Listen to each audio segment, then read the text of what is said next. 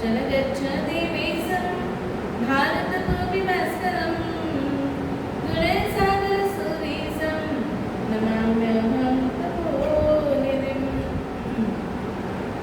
अखण्डमण्डलाकारं व्याप्तं येन चराचरं तत्पदं दर्शितं येन तस्मै श्री गुरवे नमः तस्मै श्री गुरवे नमः यज्ञनिमित्तदलितदाशात् तत्सीदचक्रं विदधातु सिद्धिम् अनुत्थे अमृतरसे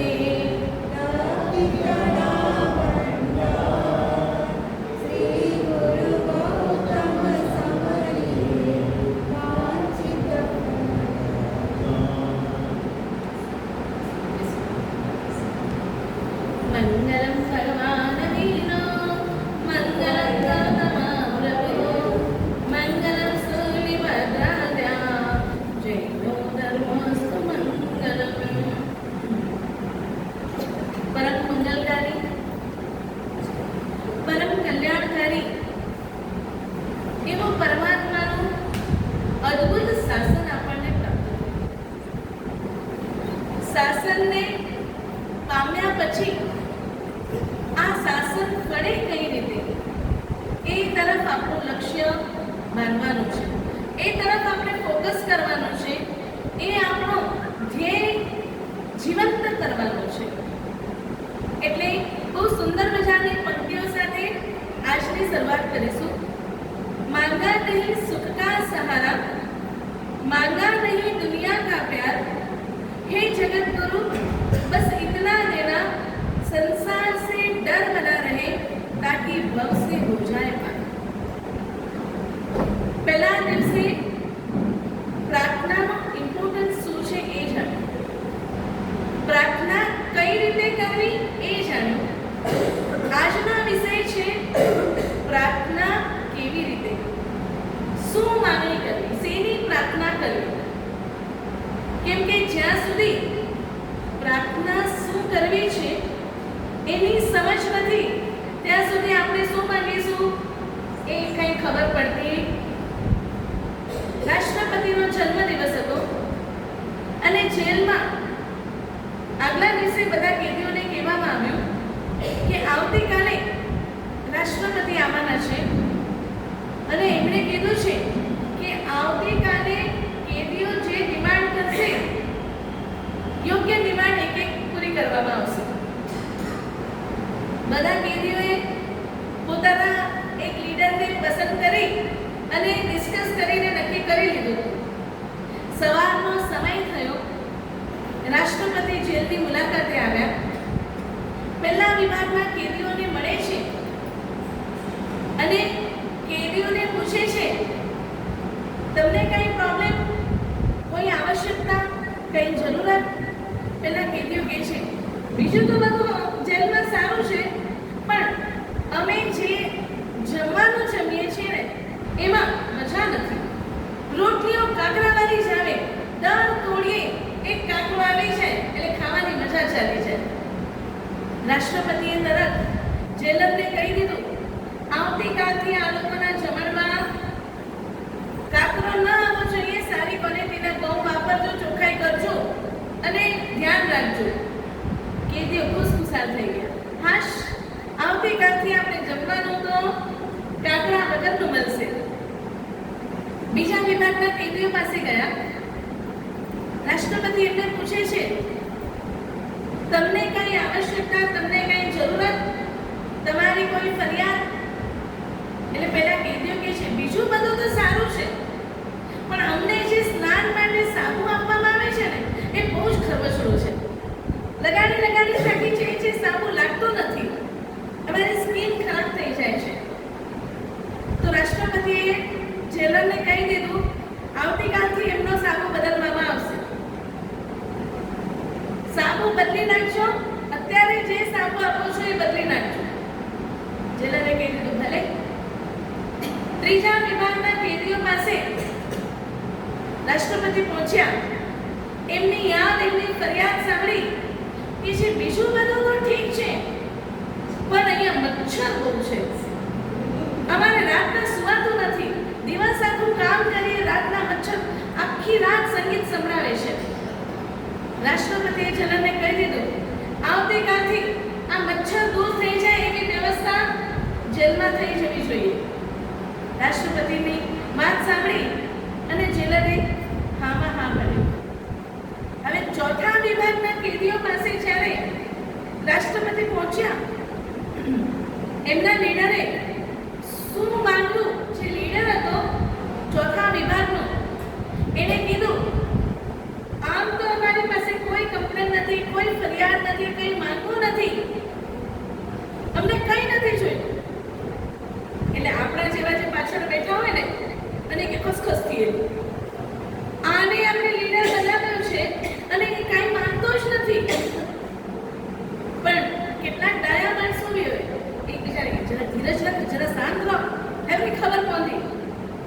રાષ્ટ્રપતિ કહે છે, આજે મારો જન્મદિવસ છે, એટલે આજે તમારી ડિમાન્ડો પૂરી કરીશ, અને તમે કંઈ ન માંગો એ નહીં ચાલે, કંઈક તો તમારે માંગવું જ પડશે. પેલો કહે છે, અમને કંઈ નથી ખપતું. રાષ્ટ્રપતિ કહે છે, કંઈક તો માંગવું જ પડશે, નહીં તો હું મારી બેને કંઈક આપીશ. ત્યારે પેલો કહે છે, અચ્છા, આપનો એટલો બધો આગ્રહ છે, આપનો એટલો બધો ભાવ અમારા પ્રત્યે છે, અને આપ જો આપવા જ માંગતા હો, આજે આપનો જન્મદિવસ છે, સારામાં સારો દિવસ છે, અમારા બધાના શુભ ભાવો આપની સાથે છે, પણ અમારી જો એક માંગણી તમે પૂરી કરો તો અમારા ભાવોલ્લાસમાં ઓર વધારો થશે. રાષ્ટ્રપતિએ કહી દીધું, બોલો શું જોઈએ છે?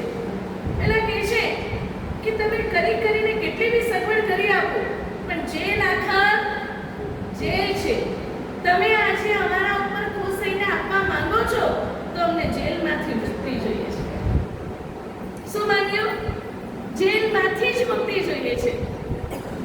માંગીને રોટલીના કાંકરા દૂર કરવાનું માંગ્યું, સાબુ માંગ્યું, મચ્છર દૂર કરવાનું માંગ્યું.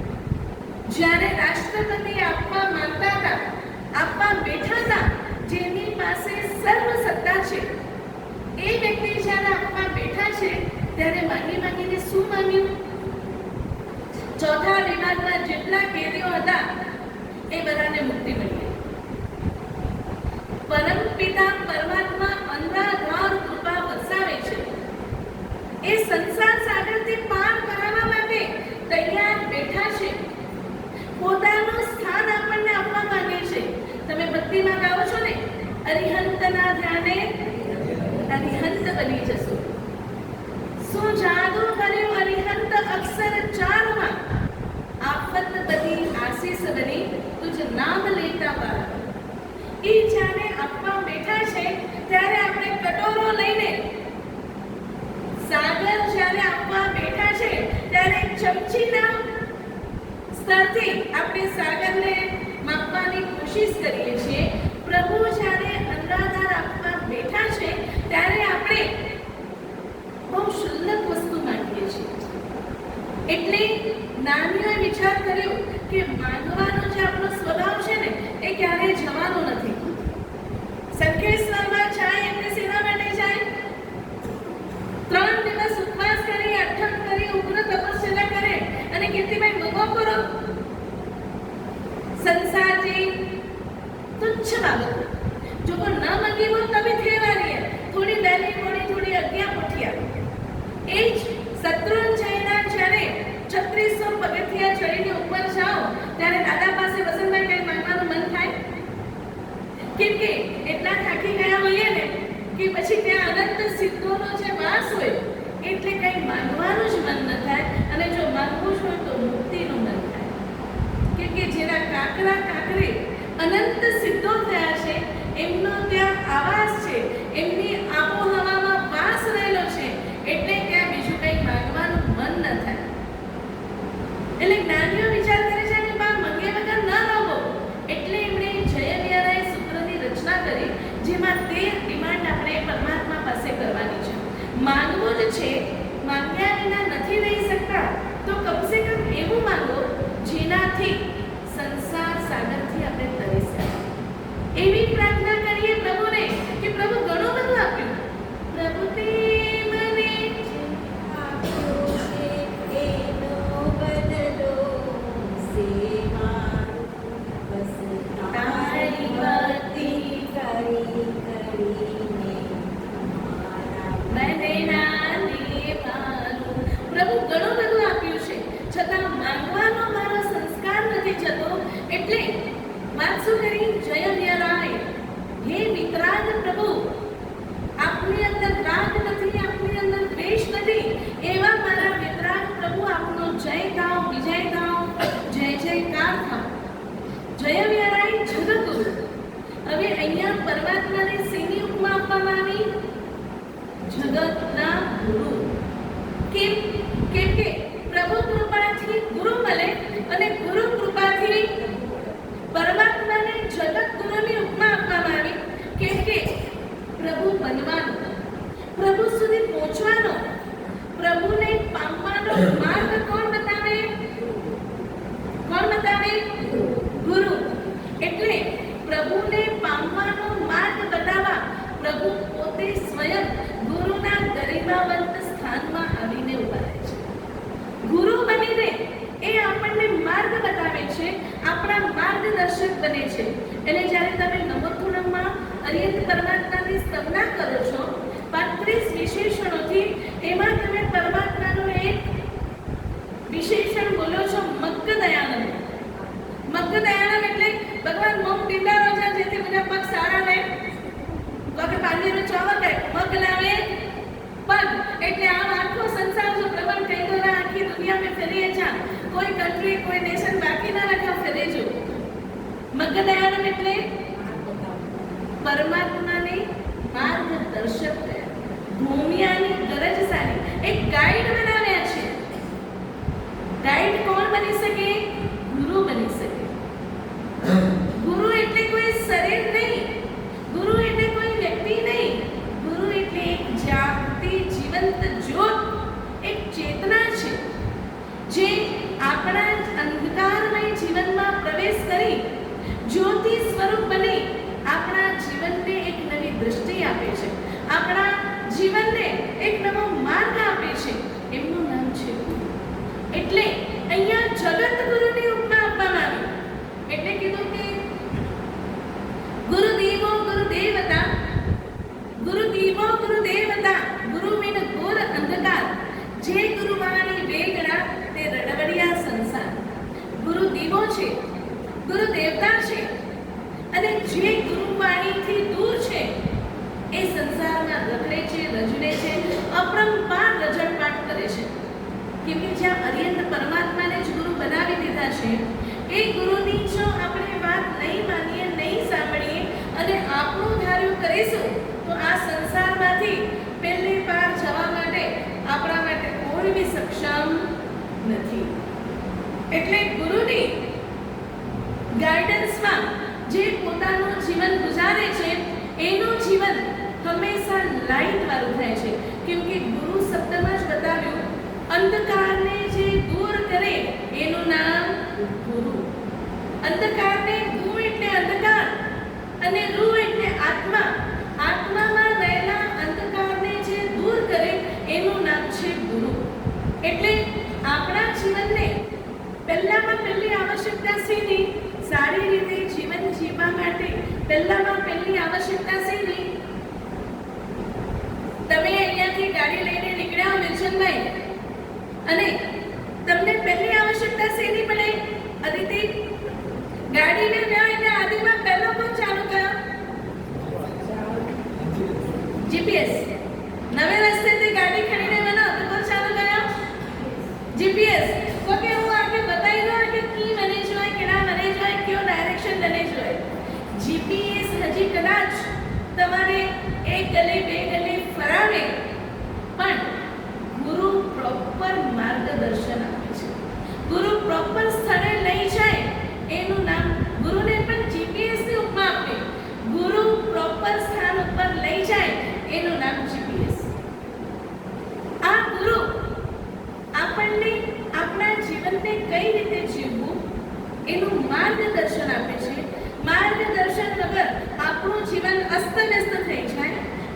આપણને માર્ગદર્શન કોણ આપી શકે? જે પોતે મંજિલને પામી ચૂક્યા હોય. તો જગતગુરુ એમણે આપણને જે રાહ બતાવ્યો, એમણે આપણને જે પંથ બતાવ્યો, એ પંથે પોતે ચાલ્યા છે અને ચાલીને એ પંથ ઉપર ચાલીને પરમાત્માએ સિદ્ધિને પ્રાપ્ત કરી છે. એવા પંથ ઉપર જ્યારે આપણને ચાલવાનો છે તો બી આપણે ડાઉટ કરીએ છીએ કે નથી આ ભગવાન. એટલે જગતગુરુ એ આપણા સાચા માર્ગદર્શક છે. આજે આપણો પોઈન્ટ છે કે પ્રાર્થના શું કરવી છે. તો પ્રાર્થના શું કરવી છે એ જાણતા પહેલા બહુ મજાની વાત કરી. જય વિરાય જગતગુરુ હો મમ તુહ પભાવો. પ્રભુ, હું જે કંઈ પણ માંગીશ, મને જે કંઈ પણ જરૂરત છે, આપ મને જે કંઈ પણ આપવા માંગો છો, એ માત્ર અને માત્ર આપના પ્રભાવથી પ્રભાવિત થવી જોઈએ. હો મમ તુહ પભાવો. કેમ કે પરમાત્માના આશીર્વાદ વગર, પરમાત્માની કૃપા વગર આપણા પાસે કોઈ પણ ચીજ આવી ગઈ ને તો આપણે અભિમાનથી છલકાઈ જશું. થોડો ઘણો આપણો કહેવાનો છે કે ગળો જ્યારે અધૂરો ભરેલો હોય તો એ શું કરે? અધૂરો ગળો છલકાય ગળો. હવે તો પા માટે દિન દુનિયા જો નોલેજ જાય પણ કેળો નોલેજ જાય? જ્યાં સુધી કેવલ જ્ઞાન નથી ત્યાં સુધી આપણું જ્ઞાન અધૂરું જ્ઞાન, આપણું જ્ઞાન અપૂર્ણ જ્ઞાન. અને એ જ્ઞાનના કારણે પાકે લગે પા મને આખે ગામ કે સલાહ દઉં અને પાકે કોઈ સલાહ દેતા સે પાન સોનો આમ આખે ગામ કે ચા મુકે કોઈ ચાહતા આવ સહેન ના કહીયા. એટલે અહીંયા પહેલા જ વાત મૂકી, હો મમ તુહ પભાવો. પ્રભુ, આપના પ્રભાવથી મને પ્રાપ્તિ થાવ. તો પહેલી ડિમાન્ડ મૂકી, આપના પ્રભાવથી મને શું જોઈએ છે? ભયવન ભવ નિવ્ય. એટલે ભવ એટલે સંસાર. ભવ એટલે સંસાર. હે પરમાત્મા, મને આપના પ્રભાવથી સંસાર પ્રત્યે વૈરાગ્ય થાઓ, સંસાર પ્રત્યે નિર્વેદ ભાવ થાઓ, સંસાર પ્રત્યે કંટાળો આવે. એટલે તમે અત્યારે જે જવાબદારીમાં છો ત્યાંથી ભાગી જવાનું, છૂટી જવાનું, ઉચ્ચમાં અડધા વચ્ચે છોડીને તમે જે જવાબદારીમાં છો, આને બહુ થઈ ગયો, ઘણે કરી ગયો, આને દીક્ષા કરી કરા કઈ આંચો ચૂકો જી ગઈ ફોડી ખાઈ જા. આ ભાવથી દીક્ષા લેવાની વાત નથી કરી. યા તો દીક્ષા લેવી હોય તો સંસારની જવાબદારીમાં પડ્યા કરતા પહેલા લેવી, અને યા તો તમે બધાથી નિવૃત્ત થાઓ ત્યારે વૃદ્ધાશ્રમ ભલે, ત્યારે ચોથું વાનપ્રસ્થાશ્રમ જે આવે એમાં તમારે સંસારથી પર થવાનું છે. અડધા વચ્ચે જવાબદારીઓ છોડીને ભાગી નીકળવાને તો કાયરતા કીધું છે. ભવનિમિયો એટલે પ્રભુ, મારી વૃત્તિમાં ભલે સંસાર, પ્રવૃત્તિમાં ભલે સંસાર હોય પણ મારી વૃત્તિમાં સંસાર ન હોવો જોઈએ. પ્રવૃત્તિમાં તમે કદાચ રસોડામાં એકેન્દ્રિય જીવોને શાક સમારવાનું કાર્ય કરતા હો, પરંતુ વૃત્તિમાં સંસાર નહીં. આજે આગળ ગણેશ સનું સનું સનું સનું મોર્યો કેરી પણ સમારનો ને તો એટલો એટલો ટુકડો કર્યો, ત્યારે આપણી વૃત્તિમાં શું હોય? કિનમ જરા પીરસી બોતોને કે સારું લગવું ખપે. બરાબર છે? શાકનો છાલ કાઢ્યો, મુજી તો છાલ એટલી સરસ ઉતરે, અને પછી જ્યારે આની અનુમોદના કર્યાથી ભવાંતરમાં જ્યારે સ્કંદક મુનિની જેમ આખી છાલ ઉતરશે ને ત્યારે મજા આવે છે. એની ખબર પડી જશે કે એની સજા શું છે. વૃત્તિ ભલે સંસારની હોય, પ્રવૃત્તિ ભલે સંસારની હોય, પણ તમે જ્યારે શાક સમારો છો ત્યારે વૃત્તિ શું હોય? એ એકેન્દ્રિય જીવે કે મુજે સ્વાર્થલા, મારા સુખ માટે હું એમની હિંસા કરું છું તો આ બધા જીવોનું મિચ્છામી વિક્રમ મને એક બેન કે મારા છે આમ શાક બની છે ને એટલે હેકડો મીંડો આપણો દુનિયા સાઈડ પર રાખી દે, એટલે કોઈ મને વાંધો ના છે. હજુ બે જીવડા તો ક્યાં બે કોરબનો ક્યાં ઓ હેકડો તો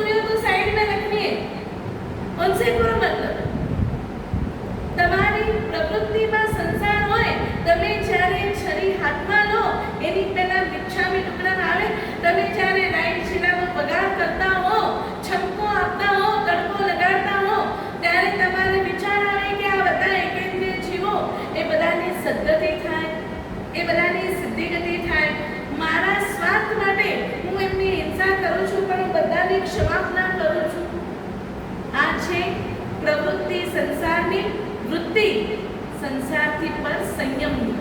સંયમનું નામ લઈએ ને એટલે આજે મગજમાં કોણ છે? વિચનમાં પહેલો કોણ છે?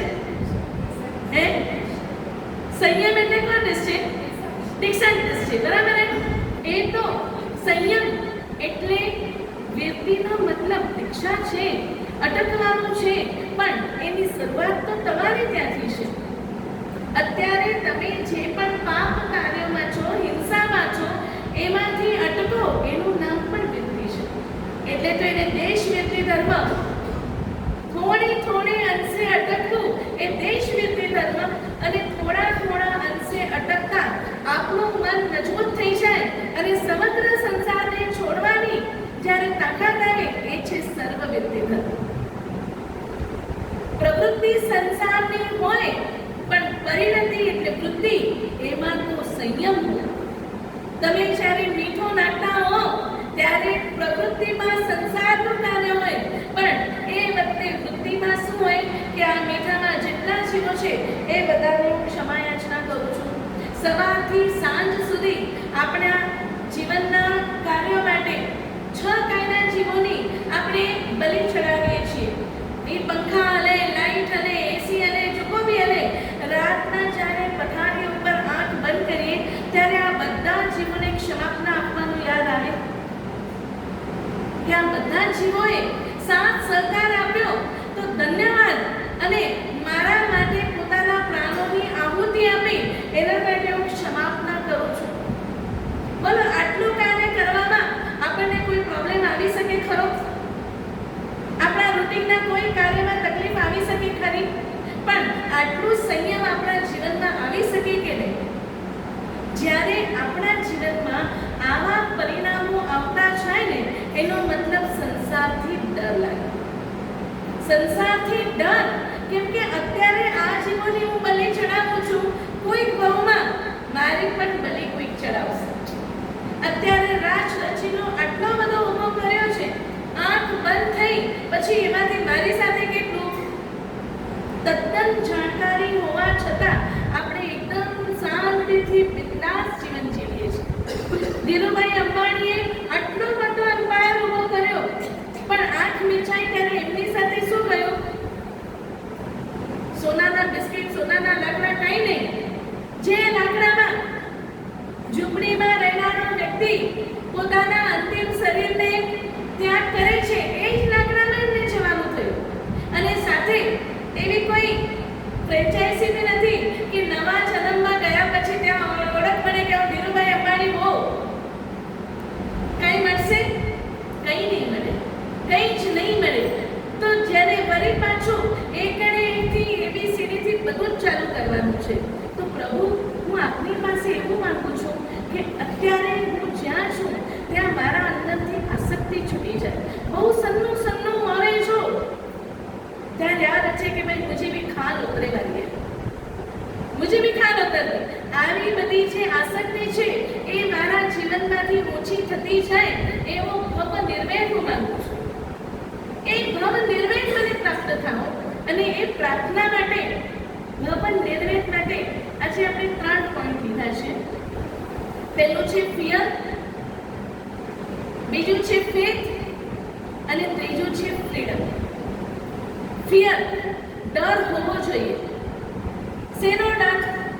ઇન્કમ ટેક્સ જો, જીએસટી જો, શરીર જો, સંપત્તિ જો, સંતતિ જો, કોને જો ડર? બાકી ડર કોને જાય? છોકરે કે એટલા બધા ક્યો, અને આને છોકરા को ऐसा કે बचपन में साथ जिंदा के ना, બરાબર? એટલે સેફર સાઈડ તરીકે બધું રાખવું પડે. આ ડર હોય છે કે નથી હોતો? બરાબર? સંતતિનો ડર, કાંઈ નહીં તો ક્યાં આડા અવળા રસ્તે ન ચાલ્યા જાય એ સંતતિનો ડર. સંપત્તિનો ડર, આજે આપણે કરોડપતિ છીએ, કોરોનામાં રાતોરાત કેટલા કરોડપતિ બની ગયા, મોટી કંપનીઓ મળી રહ્યું, એટલે સંપત્તિનો બી ડર રહે.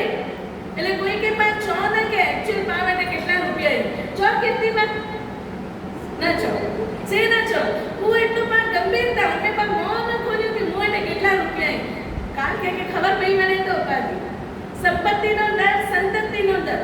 શરીર જો બી ધ્રામ રહ્યો હોય એટલે તો જરા છક્કા છે ને તો ત્યારે ડોક્ટર બધે દોડો કે કોરોના તો નથી બનતો ત્યારે ડોક્ટર પાસે દોડો. એટલે શરીરનો બી ડર છે આપણી પાસે, પછી સંતતિનો ડર છે, સંબંધોનો ડર. બાપરે મિસ કોલ પીઓ ને આવો ને જો ફોન ન ખયો કેળું લગતો માં મને કે બાબા મિસ કોલ અચી ગયા, ફોન ન ખયો એટલે કેળું લગતો. સંબંધો મેસેજ અને ફોન ઉપર અટકેલા છે. સવારના ગુડ મોર્નિંગ અને ગુડ નાઇટ કરી નાખો, પણ એ ગુડ મોર્નિંગ ને ગુડ નાઇટમાં કોઈકનો આવેલો મેસેજ કોઈકને પહોંચાડી દેવાનો. આપણું અંદર શું કોઈ ભાવ નહીં, કરો છો એટલે કરી નાખો છો. કોઈ પણ સંબંધમાં વાસ્તવિક પ્રેમ આપણા સંબંધોમાં છે કે માત્ર સ્વાર્થને ટકાવવા માટે આપણા સંબંધો છે? ડર, ફિયર, શેનો ફિયર રાખવાનો છે? સંબંધ ફેટી પોંદાતા માઠો લગી બનતો હતા.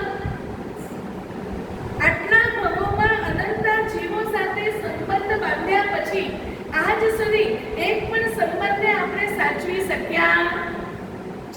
કેમ કે ક્યાંક ને ક્યાંક એ સંબંધોમાં આપણે સ્વાર્થના પાયા ઉપર બાંધેલા છીએ. આપણું ફાઉન્ડેશનમાં સ્વાર્થ છે. બાળક જ્યારે 2 દિવસનો હોય અને રાતના સૂતો ન હોય, માને જગાડે,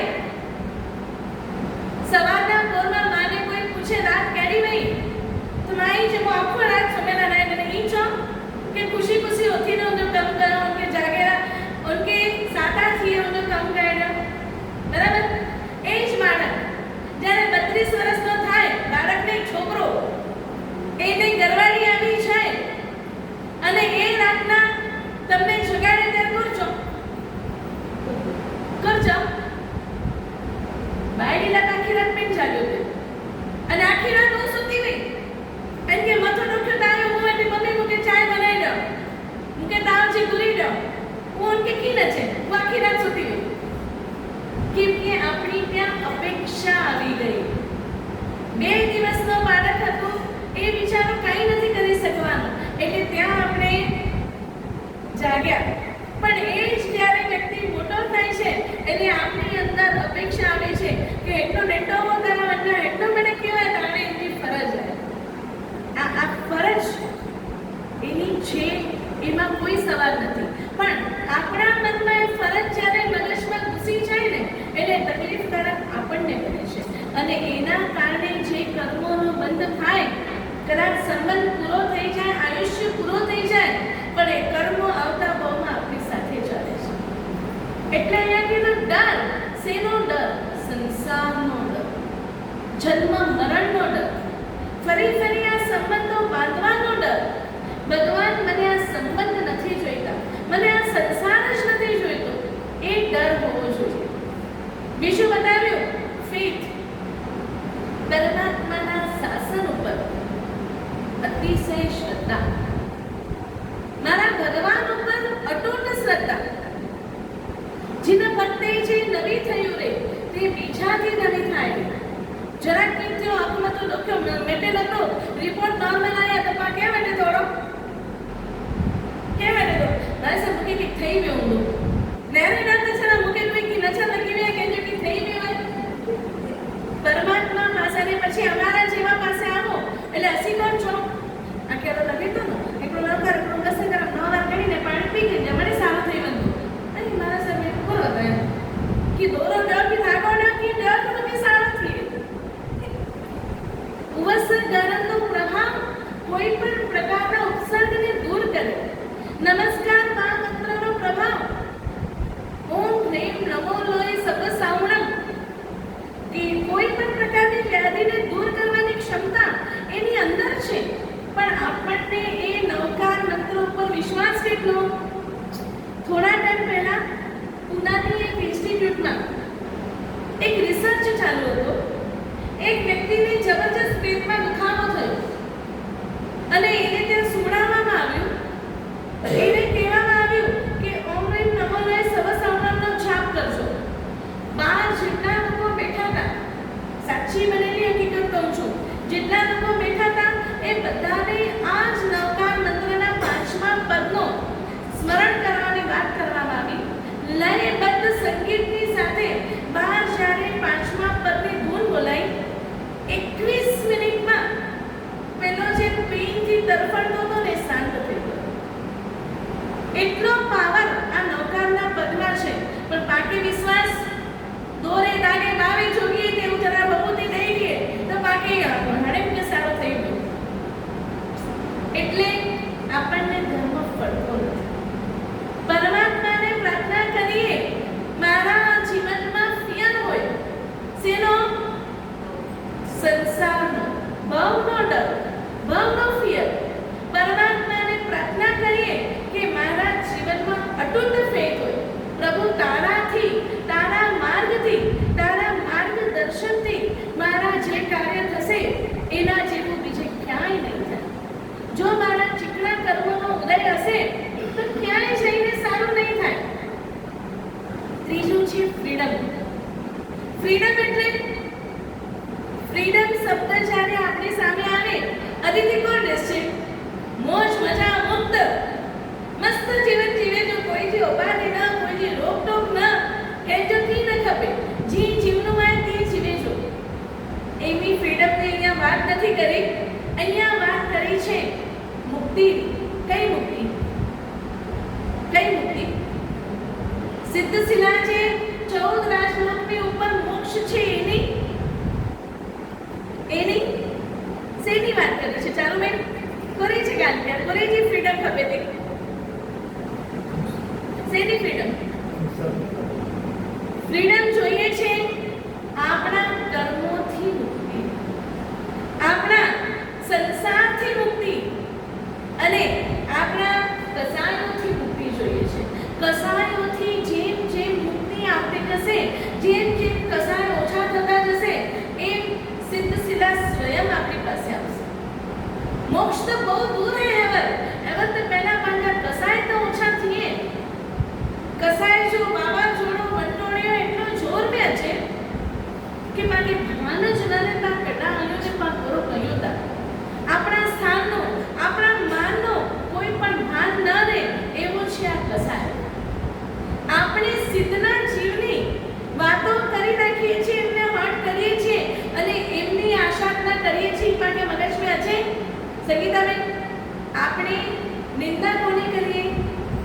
આપણા સમાજમાં આપણી સાથે જે જોડાયેલા છે એમની, બરાબર? અને આપણે સવારના નમો સિદ્ધાનંદમાં સિદ્ધના બધા જ રો મટીરિયલને નમન કરીએ છીએ. તો આપણે જેમની નિંદા કરીએ છીએ, જેમની ટીકા કરીએ છીએ એ પણ સિદ્ધના જીવો છે. તો એમની જ આપણે આશાજના કરી.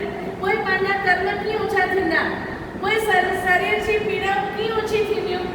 કેમ કે આપણે આશાજના સિદ્ધોની કરીએ છીએ. આપણી વાત ચાલુ હતી 3 કેરીની, બરાબર? પેલી રોજ 4 કેરી આવે અને આજે 3 કેરી આવી છે. સુશીલા મહારાણી, એમની દાસી છે સુનંદા અને સુરસુંદરી મહારાણી, એમની દાસી છે વિમલા. સુનંદા અને વિમલા બંને કેરી લઈને વહી ગઈ. વિમલા આવી અને જોર જોરથી રડે છે. પોતાની મહારાણીને કહે છે કે મહારાણી, મારા જીવતરને દૂર પડી, મારે જીવવું જ નથી, મને ઝેરનો પ્યાલો લાવી આપો, હું આ શરીરથી મુક્ત થવા માંગુ છું, મને મુક્તિ જોઈએ છે. હવે તમે અચાનક આવીને આવી વાત કરો એટલે મહારાણી કહે છે યુવરાજની કે શું થયું? સેના માટે તું આટલું રડે છે અને ઝેર શું કામ પીવું છે? તો કે આજે તો હદ થઈ, મારું અપમાન થયું હોત ને તો હું કઈ બોલત બી નહીં, ચૂપચાપ ઝેરનો કરવો કૂતરો પી જાત. પણ તમારું અપમાન થયું છે, તમારું અપમાન મારાથી સહન જ ન થાય. મેં કઈ તમારા અપમાનની સાંભળી અને હું કઈ કરી ન શકી એટલે હવે મને જીવન નથી જોયું. આ આપણો સ્વભાવ. વાત કેટલી હોય? આટલી જ હોય. વાત આટલી રાઈ જેટલી જ હોય, પણ એમાં મરી, મીઠો મસાલો, ગરમ મસાલા, મસ્ત જોરદાર તડકો નાખી અને વાતને કેટલી બનાવીએ? પહાડ છે. એમને પાકે મજા છે.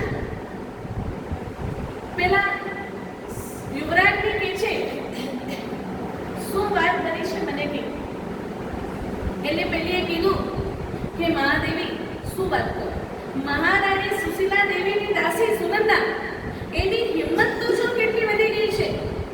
એને એમ કહી દીધું કે તારી રાણી માટે લઈ જવું હોય તો એક કેરી લઈ જા, ને તો અહીંયા મૂકી જા.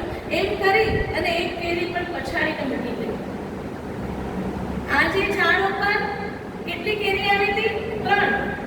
તો પેલીએ કીધું કે મોટો ભાગ તો મોટાનો જ હોય, એટલે હું 2 કેરી લઈ જઈશ, તને 1 કેરી જોઈતી હોય તો લઈ જા, નહીં તો આ નથી તારા માટે. વાત એવી કંઈ જ બની ન હોય, પણ આપણને જ્યારે મસાલો નાખવાનું કહેવામાં આવે તો આપણે ટેસ્ટી તગડી બનાવી દઈએ. એટલે સુરસુંદરી કહે છે ઊભી રહે, એમાં એક સુનંદાનો વાંક નથી. સુનંદા આટલી હિંમત કરી જ ન શકે. આ હિંમત સુશીલાની છે. એ મહાદેવી બની ગઈ છે, મહારાણી બની ગઈ છે, એટલે પોતાને શું સમજે છે? આખું રાજ્ય એનું છે શું? મહારાજા તો કંઈ નથી કરતા.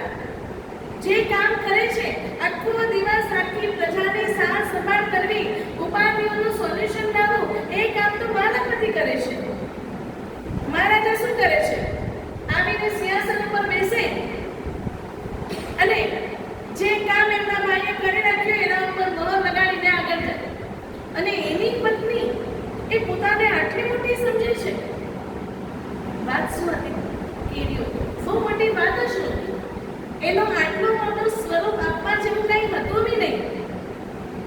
એટલે યુવરાજને કીધું ઝેર પીવાની તને જરૂરત નથી. સુશીલાએ જ્યારે વાતને છેડી છે ને, તો હવે એ પણ જોઈ લે કે હું આ વાતને ક્યાં સુધી લઈ જઈ શકું છું, મારી તાકાત કેટલી છે.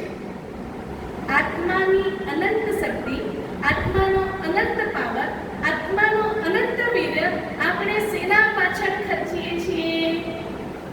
આવી તુચ્છ બાબતોને મોટું જ્વલંત સ્વરૂપ આપવામાં આપણું બધું જ આપણે ખર્ચી નાખીએ છીએ. એટલે યુવરાજજીએ મોટો પ્લાન બનાવ્યો અને પહેલાના જમાનામાં છે ને, રાજ દરબારમાં એક એવું ભવન બનાવવામાં જેનું નામ હોય કોપ ભવન. આ કે ગુસ્સો આવ્યો ને તો આખે ગામ કે આખે રાજભવન કે હેરાન ન કરો, કોપ ભવન में લેવાનું શાંતિથી ત્યાર પાછા આજી ગયા. એટલે યુવરાજની કોપ ભવનમાં પહોંચી ગયા. બપોરનો સમય થયો. યુવરાજ હરિસેન જમવા માટે ઘરે આવે છે અને એમના રૂમની બહાર વિમલા બેઠી એને પૂછે છે, યુવરાજની ક્યાં ગયા? હશે કોઈ ખૂણામાં પડ્યા હશે. હેડતે જો આપણો તો જમીન નાનું બે અહીં બચાર ઉભા જો સોલ્વ કરીને આયા હો, પેટ में ભૂખ દોડા દોડ કીધી વે અને તેમે હેડો જવાબ સોનો એટલે કોણ થઈએ? માથું છટકી જાય. તો યુવરાજ જાય છે, અંદર જુએ છે, રાણી નથી. ખબર પડી કે કોપ ભવનમાં છે. કોપ ભવનમાં પહોંચ્યા. પેલી આખા બારને વિખેરી નાખ્યા હતા, કપડા અસ્તવ્યસ્ત પહેર્યા હતા. જેવો યુવરાજ આવે છે એટલે કોણ વધારે જોરથી રડવાનું ચાલુ કર્યું અને યુવરાજને અંદર બેસતા જોઈ જોરથી રડે છે. એમને કહે છે કે મારી માટે થોડું શું ઝેર લાવીને આપી દો, હવે આ રાજભવનમાં મને જીવવું જ નથી. પતિ પૂછે છે, ઝેર શું કામ ખાવું છે? આવું તે શું થઈ ગયું? તો કે ના, મારે તમારી સાથે કોઈ વાત નથી કરવી, મને ઝેર લાવીને આપી દો, બસ મારે ઝેર જ પીવું છે. હવે પતિ પત્નીનો સંવાદ ચાલે છે, ઝઘડો જરા વટો હોય અને ઓની કે ઝેર પીવું હોય અને હરિશેન પૂરો કહીએ તા ઝેર ગરી દિए ता कि जीवन में जय वाला घोड़ा जी बने तो आगे बढ़े